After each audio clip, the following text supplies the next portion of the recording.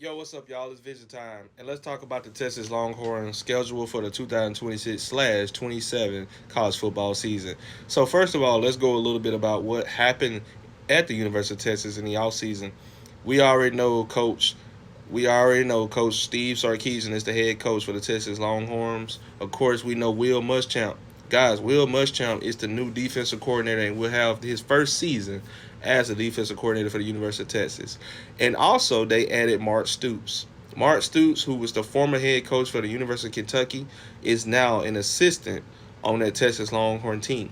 Guys, Texas had so much momentum last year, beating Texas A&M when Texas A&M had a winning streak. Also beating Michigan in the bowl game. Had an argument to be in the college football playoffs. We knew what Sark was talking about. Guys, this team went 10-3 last year.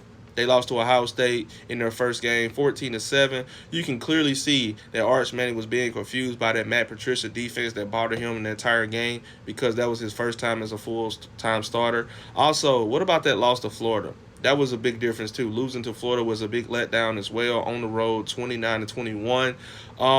I think that was Billy Napier's best game as a coach, even though he's up out of there. Guys, let's talk about how they beat Oklahoma. Last year they beat Oklahoma 23-6. We know about the injury, about the hand or finger of John Mateer, but that's neither here or there. One, two, overtime games. It was a two overtime game versus Kentucky, 16-13, a close ball game, and you won in overtime versus Mississippi State, 45-38. You beat Vanderbilt 34-31. So you're looking at three close ball games, and you lost and was blown out by Georgia, 35-10. I'm starting to think that maybe Texas can't beat Georgia, but the good thing about this schedule here, they don't have Georgia on the schedule at all this year. That is a plus for a Longhorn fan. Also, when you look at this, bro, it starts with Arch Manning.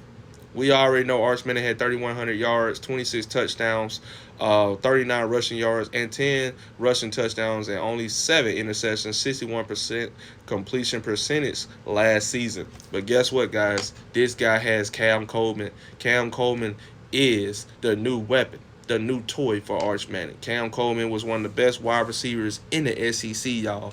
We talking about Cam Coleman. This dude at Auburn had 700 plus yards, 5 touchdowns at Auburn. And then when you tie him up with Ryan Wingo, which is one of the best duo of wide receivers in the country, Ryan Wingo had 800 plus yards with 7 touchdowns last year, bro. So when you look at that, along with Emmett Mosley, that is a complete trio of wide receivers. Now let's talk about what they feel the need of during the offseason in the transfer portal. Hollywood Smothers and Raleek Brown. Hollywood Smothers, 900 plus yards and 6 touchdowns for North Carolina State. And you have Raleek Brown, who had over 1,100 yards and 4 touchdowns out of Arizona State, will be very productive in this Texas Longhorns offense. On the defensive side of the ball, I'm sorry, I forgot about tight end Nick Townsend. Nick Townsend, shout out to you. But on the defensive side of the ball, you have to be excited for this Texas Longhorn team. Colin Simmons will definitely be a number one, if not number one, number two, top three edge rusher in the country. Jelani McDonald. I know a lot of people are talking about this corner in Notre Dame. We know he's good, but Jelani McDonald is also a good corner.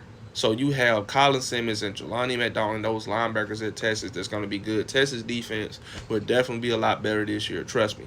Now let's talk about their schedule, guys. In this schedule right here, you got the first 3 games at home. You got Texas State at home. You got Ohio State at home, and UTSA, University of Texas San Antonio at home. Guys, worst case scenario, this team will go 2-1 in the first 3 games. But me personally, I feel they're going 3-0 in these first 3 games. Arch Manning, he ended the season last year terrific. I think that this second year will be different than last year. When you look at this game, by the way, I think this Texas State game will be an easy win, a blowout. I wouldn't be surprised if Texas scores 60 points on Texas State. But this game right here versus Ohio State, guys, this is one of the most anticipated games of the year. Ohio State have Jalen Salien coming back. You know, you got all those receivers, Jeremiah Smith. You got Chris Henry Jr. You got that Ohio State defense. But in my opinion, I don't think Ohio State defense will be as good as they were last year. They had those good linebackers to go in the top 10 last year in the NFL draft. They don't have those guys right now. So I will say Texas is going to win this ball game. In a close ball game, in a low-scoring ball game, give me Texas on the win at home versus Ohio State. Of course, 3-0. I think they blow out UTSA in an easy win. So right now we're looking at Texas going 3-0 before they go on the road to Tennessee. At Tennessee, this is going to be a very hostile environment. Tennessee fans are very hostile. Tennessee fans think they got the best team in the country. They have a lot of replacement to do at Tennessee, but they will still be a formidable team. I'm going with Texas. I just think Texas have a little bit more than Tennessee. Arch Manning would definitely be the best quarterback in this game. They would have the best receiver core in this game. They might even have the best defense in this game. Give me Texas. And you're 4-0 before you play Oklahoma in Dallas at Jerry World in one of the greatest rivalries in college football. Guys, when you look at Texas, Texas has won 2 in a row versus Oklahoma, guys. We know the injury about John Mateer, but guys, Oklahoma defense is still going to be good, but can Oklahoma run the ball? It is going to be hard for Oklahoma to run the ball on this Texas defense. When you look at Oklahoma, what they have to worry about on the defensive side of the ball with those weapons that Arch Manning has, I just think it's going to be too much for Oklahoma Sooners. Give me Texas 5-0 right before you guys get revenge on Florida. Listen, me, I like Florida. I love the Florida Gators. Been liking Florida since 2006. I don't think Florida has enough. I love John Sumrall. I think he's an amazing head coach for Florida. I think he has Florida. He's going to have Florida in the right direction. But I don't think this is the year that Florida beats Texas. Give me Texas. So right now, guys, we got 6-0 and good to go before we play Ole Miss at home again, y'all. Texas has 4 away games, guys. Think about that. 4 away games. All right. So when we look at this game, you have Trinidad Chambers, you have Arch Manning. We predicting Ole Miss to be either 5-1 or 6-0 before this game. We're talking about a Heisman conversation between Arch Manning and Trinidad Chambers. Who would be the best quarterback in college football this season in this game? It will be highly anticipated. I am predicting College Game Day to be at this game at Texas. Guys, this is going to be a good game. When you talk about weapons, when you talk about, it's going to come down to the defense if you ask me. Whoever has the best defense in this game should win this football game, in my opinion. And I think that Ole Miss does not have the defense as Texas. I think that Arch Manning can make plays with those weapons he have at wide receiver. He will have more weapons at wide receiver and tailback. Outside of tailback. Tailback, give me Ole Miss. Keywan Lacey is a better running back than any running back Texas have. But at wide receiver, Texas got the wide receiver load on lock. So I just think that having those guys at weapons and having that defense, you have the edge over Ole Miss in this game. Give me Texas. And, guys, I'm a State fan, but I'm going to tell you right now, I know that game went to overtime last year, but, guys, I think that it's going to be hard for us to compete with Texas this year. I think Texas is a way better football team than they are last year. So give me Texas in this win right here. Here we go again. At Missouri, a road game. Missouri, even though Austin Simmons is a decent quarterback, I don't think Missouri have enough either. Give me Texas Longhorn in this game as well. Now, you are 9-0 before you play LSU.